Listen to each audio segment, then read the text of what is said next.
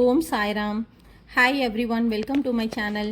இன்றைக்கி நான் உங்களோட என்ன ஷேர் பண்ணிக்க போகிறேன்னா, நாங்கள் ஷீரடியில் பாபாவை எப்படி ஆத்மாத்மா உணர்ந்தோம், அதை நீங்களும் எப்படி ஆத்மாத்மா உணர முடியும் அப்படிங்கிறது தான் இன்றைக்கி நம்ம பார்க்க போகிறோம்.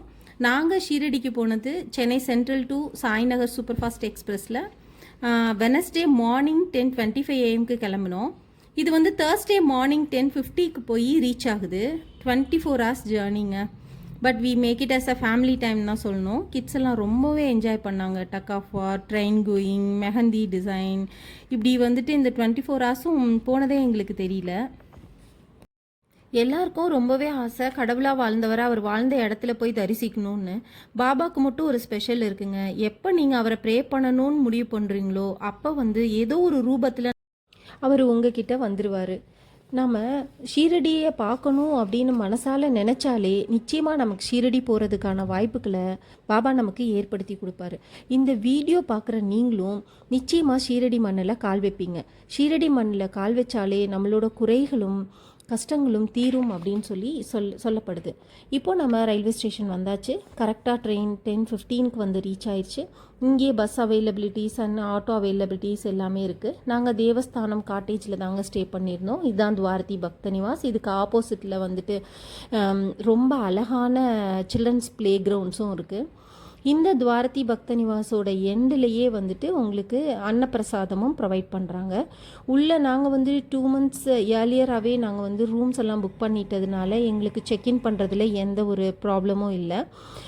உள்ளே போனதுமே பாபா வந்துட்டு ரொம்ப அழகாக நம்மளை வரவேற்பார். அங்கே உள்ளே போனதுமே நம்ம ஷீரடி போன ஒரு ஃபீலை வந்துட்டு நம்மளால் உணர முடியும். இங்கேயே வந்து 200 rupees டிக்கெட்ஸும் அவைலபிலிட்டி இருக்குது.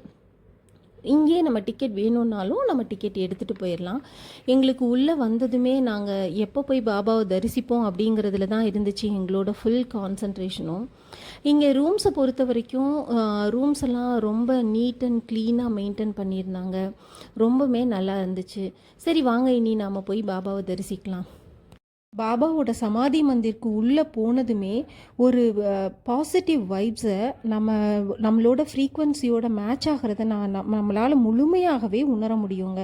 சமாதி மந்திரில் வெறும் காலில் நம்ம போய் அவர் முன்னாடி நிற்கும்போது உண்மையான கிரவுண்டிங்னா என்ன அப்படிங்கிறத நம்ம வந்து உணரலாம். பாபா சொன்ன மாதிரியே உண்மையான பக்தியோடு என் முன்னாடி வந்து நிற்கிறவங்களுக்கு என்னோட சமாதி உங்ககிட்ட பேசும்னு அவர் சொன்னதை 100% வந்துட்டு நான் உணர்ந்தேன். என்னோட ஆராஸில் ஏன் தலையில் அவர் கை வச்சு ப்ளஸ் பண்ணுற மாதிரியான ஒரு ஃபீலை நான் உணர்ந்தேன். அவருடைய பாதங்களை தொட்டு வணங்கினதையும் நான் அப்படியே பாபாவோட சமாதி மந்திருக்கு பேக் சைடில் குருஸ்தன் அப்படின்னு சொல்கிற நீம் ட்ரீ இருக்குங்க. இங்கே தான் பாபா வந்துட்டு மெடிடேஷன் பண்ணார். இதுக்கு ஒரு ஸ்பெஷல் இருக்குது. இந்த நீம் ட்ரீயில் இருக்கக்கூடிய இலைகள் இனிக்கும்னு சொல்கிறாங்க. இனி அடுத்து நம்ம பார்க்க போகிறது பாபாவோட தாய் வீடுன்னு சொல்லக்கூடிய துவாரகாமாயி. இங்கே தான் பாபா தன்னோட 60 வருஷ காலமும் வாழ்ந்தார் அப்படின்னு சொல்கிறாங்க. இது அவர் வரும்போது ஒரு பாலடைந்த மசூதியாக இருந்ததாகவும் இப்போ இந்த மசூதியை புனரமைச்சு இப்போ அதை வந்து ஒரு பொக்கிஷமாக பாதுகாத்துட்டு வராங்க. இந்த மசூதிக்குள்ளே அவர் பயன்படுத்தின அடுப்பு, அப்புறம் அவர் ஏற்படுத்தின துணின்னு சொல்லக்கூடிய அணையா தீபம், அது வந்துட்டு இன்னைக்கு வரைக்குமே எரிச்சிட்ருக்காங்க. அவர் வாழ்ந்த காலத்தில் விறகு கட்டைகளை வச்சு எரிக்க ஆரம்பித்தார். அது இன்னைக்கு வரைக்கும் அணையா தீபமாக எரிஞ்சிட்ருக்கு. இதிலிருந்து வரக்கூடிய உதியை தான் நமக்கு வந்துட்டு சாம்பலை தான் உதியாக பிரசாதமாக கொடுக்குறாங்க. அவர் பயன்படுத்தின கல், அடுத்தது வந்து சாவடின்னு சொல்லக்கூடியதும். இந்த சாவடியிலையும் துவாரகா மாயிலையும் தான் பாபா மாறி மாறி இருந்ததாக சொல்லப்படுது.